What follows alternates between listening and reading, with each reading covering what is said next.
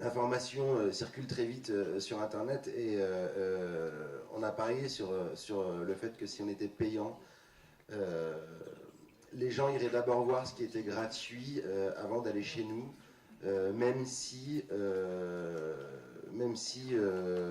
on n'est pas convaincu forcément d'avoir choisi la bonne voie. On pense que c'est la bonne voie puisqu'on l'a choisi. Après, on verra bien quel modèle s'imposera entre le gratuit et le payant. Il ne faut pas être présomptueux non plus. Pour l'instant, ça a l'air d'être la bonne voie pour nous. Je parlerai tout à l'heure des chiffres, on n'est pas très loin de l'équilibre. Et en tout cas, c'est d'abord dans l'esprit du web qu'on a choisi d'être gratuit. Il ne fallait pas non plus qu'on dépende d'un annonceur unique. C'était deux conditions qu'on s'est très clairement imposées.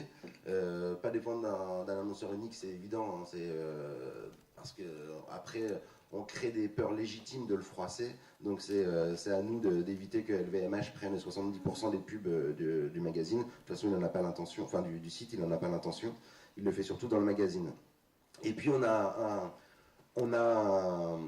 un garde-fou pour la course à l'audience et les articles racoleurs. En fait, c'est vous, c'est tout le monde, c'est le participatif. Faites des articles racoleurs et vous allez voir, on va vous le faire sentir, on va vous le montrer, on va vous le reprocher et au final, ça ne va pas payer et en plus, c'est pas ce qu'on veut faire. La stratégie qui a été mise en place, si on ne peut pas être stratégie puisqu'on a pris un peu en marchant, c'est d'établir un rapport particulier avec notre lectorat, de ne pas uniquement s'adresser à des internautes, mais de s'adresser à des lecteurs et à des abonnés. Donc Bachiche a développé petit à petit des zones payantes en courant 2007, ce qu'on a appelé les confidentiels, les off, qui sont payants, a développé dans un premier temps un PDF qui était une sorte de best-of maquetté du site, qui était également payant sur abonnement. Et la logique nous a conduit en septembre 2009 à sortir un hebdo papier, Bachiche Hebdo, qui, après maintes vicissitudes, différents changements de jours de parution, de prix et même d'interruption temporaire du service, s'est installé depuis septembre.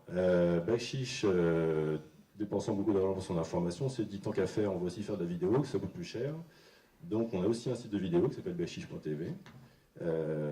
On fait des reportages, on fait des enquêtes.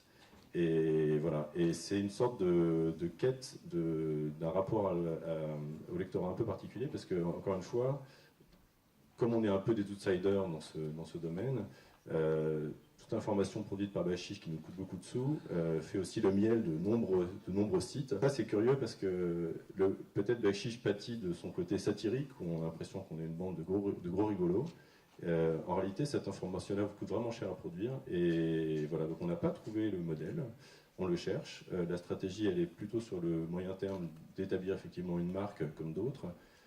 Mais surtout, on veut continuer à susciter l'intérêt d'investisseurs et de financiers sur cet aspect-là. Cette année, alors nous, nos années comptables, on les décale, on est sur une saisonnalité qui va être sur fin d'année comptable à fin juin, mais à fin décembre, on aura fait 600 000 € cette année, on vise un peu plus d'1,5 million l'année prochaine, et la valorisation de la structure est post-monnaie de 2,7 millions aujourd'hui.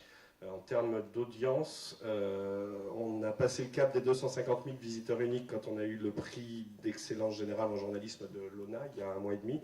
Et on a passé le cap du 1,2 million de visiteurs uniques dans le mois, c'est du Google Analytics ce mois-ci après les leaks de Wikileaks. C'est intéressant de regarder ces chiffres, c'est qu'on n'en vit pas de l'audience.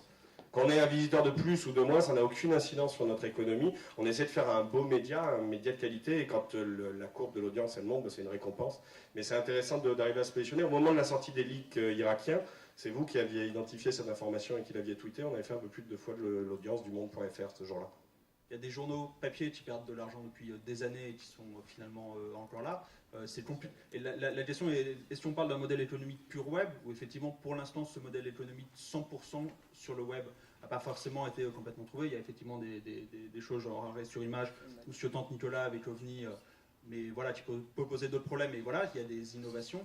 Il y a aussi un temps d'adaptation global qui est compliqué, qui a été compliqué pour les journalistes, qui est compliqué par rapport à nos lecteurs. C'est-à-dire qu'il y a aussi beaucoup de gens aujourd'hui qui ne sont pas complètement basculés en ligne. Donc il n'y a pas forcément toujours le lectorat qui est attendu sur ces sites de pure player, etc. Il y a un vrai problématique au niveau de la publicité, c'est-à-dire que les annonceurs notamment sont très très loin pour l'instant d'être basculés aussi sur un modèle où la publicité va être énormément en ligne, etc. Ça vient de plus en plus, mais sur ces dernières années, ça restait quand même très difficile de convaincre des gros annonceurs qui ont énormément d'argent et qui sont capables aujourd'hui de faire des très grosses campagnes de pub sur de la presse écrite ou sur de la télé, etc., de venir en ligne. Donc il y a tout un basculement qui ne concerne pas que la presse finalement, qui concerne différents niveaux d'échelle et différents types de partenaires, qui est en train de se faire au fur et à mesure. Mais finalement, est-ce que demain il y aura sans doute des 100% pure players? Beaucoup d'entre nous seront sur des modèles un peu hybrides finalement entre du mobile, du web, du papier, et finalement on se rend bien compte qu'aujourd'hui, que ce soit les gens comme Marianne ou Libération qui commencent à vendre des modèles comme ça d'abonnement sur plusieurs médias, ou des gens comme Rue 89 ou Batchiche ou Mediapart qui a essayé aussi, qui vont faire des expériences sur le papier avec plus ou moins de réussite. Le problème est souvent d'avoir les reins effectivement de l'investissement et pour pouvoir durer. Ce qui manque le plus souvent finalement, c'est notamment chez les pure players, c'est la mise de départ en fait. C'est des investissements qui sont lourds, ça prend du temps de s'installer, ça prend du temps de créer une marque de presse. Un magazine comme Marianne, qui est plutôt bien installé aujourd'hui, il n'a que 13 ans d'existence, il a 13 années de rentabilité, mais ça prend du temps, ça nous a pris du temps de trouver des annonceurs, ça nous a pris du temps d'avoir de la publicité dans Marianne, etc. Donc ces pure players qui ont Rue 89, c'est 2007, c'est quand même très récent, quoi. Il y a aussi à un moment donné, le but du jeu, c'est d'utiliser le temps, d'utiliser les épaules pour pouvoir tenir le temps que quelque chose s'équilibre, mais le fait que ça va s'équilibrer, a priori, est assez évident.